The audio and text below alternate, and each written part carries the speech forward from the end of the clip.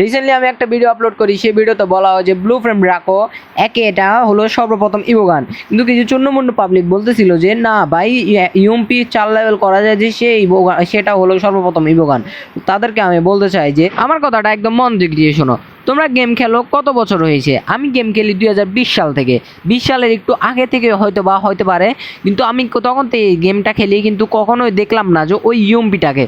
যে তখন থেকে যখন গেমটা খেলি তখন থেকে ইউএমপিটাকে দেখিই নাই। আমি দেখছি যে ব্লু ফ্রেম ড্রাগোটাকে আর এক্সএমএটকে।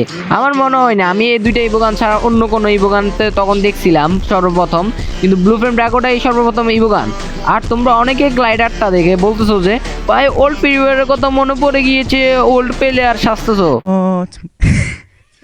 তুমি নিজেকে ওল্ড প্লেয়ার দাবি করো, লাভটা কি পাও?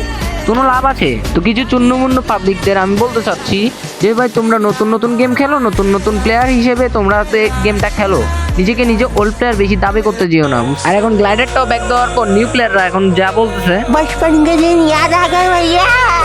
कौन सा बचपन? पिछले जन्म में देखता था क्या?